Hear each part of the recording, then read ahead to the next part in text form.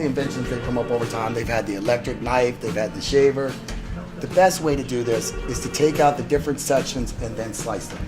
So first thing you do is there's a bone right down the middle of the turkey, right here, the breastbone. So you come in right here on the side of it, and you make a cut all the way down. You can hear it.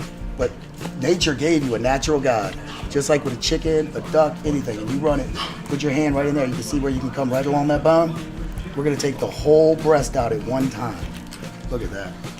But this is where you can get those nice even cuts and you're not ending up with, you know, a whole bunch of little pieces of meat. So for example, as you can see, that was pretty easy to do. I took the whole breast out.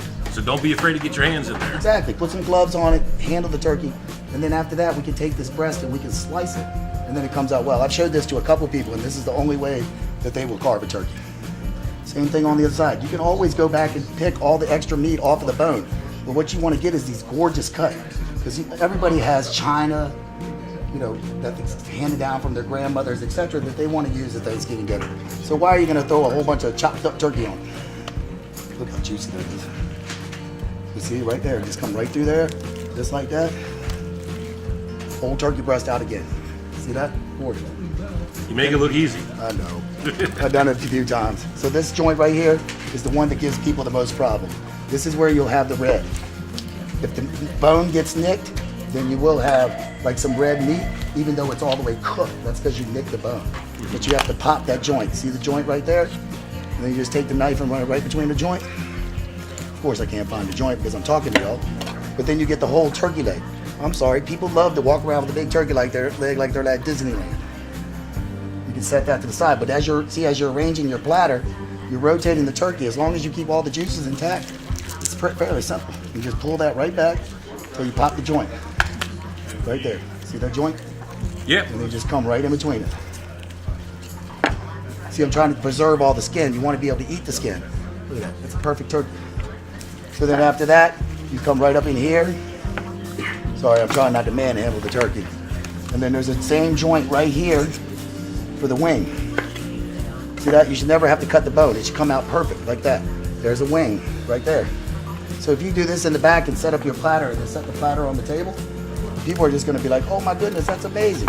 You can take this wing and turn it into a barbecue wing, a Caribbean wing, anything you want.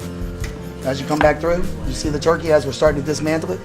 Right here is where the thigh is. Same thing. Nature gives you a whole joint right there. See that? That's a whole thigh right there. And then the thigh bone runs right through it right there. So if you were going to take this thigh, you would take this bone out. You could use this for Asian sesame thighs or different kinds of flavor. And everybody who's going to struggle with this on Thursday, you're going to take way longer than the way you're doing it right now. But you see the joint comes apart every time. So if you're sitting there sawing through a bone, you're not doing it correctly. And like I said, you know, I'm trying to do this as neat as possible. But there's a whole nother breast. I saved the whole skin on that. You see where you can lay all the different pieces? And then out of this, we can use this to make the stock. We can pull all the meat off to make turkey soup. That's where you get all your flavor. And then the last stressful thing that people do on Thanksgiving, they worry about how everything looks on the table, just the setting and the sort of the display of everything. Any tips for that? You know, just to make sure that, you know, when you have your mother-in-law there kind of staring you down, that everything looks amazing as well.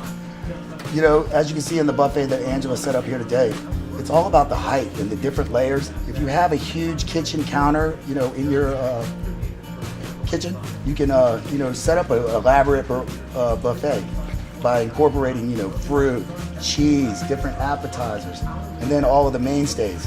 I mean, it just depends on what you have at your disposal. But once again, like I said, a lot of people have, you know, some things that have been handed down through time. But you see I'm slicing this breast? There's not a bone in there. It's coming out perfect. All the skin's still on it. It's juicy. Look at that. It's everything you're going to want on a Thanksgiving Thursday. But once again, you just take this whole section. That's a whole breast right there. And you can lay it right on your platter, just like that. All right, Brian Baer with Amphora Catering, telling us everything we need to know about how to make that dinner look right and taste right.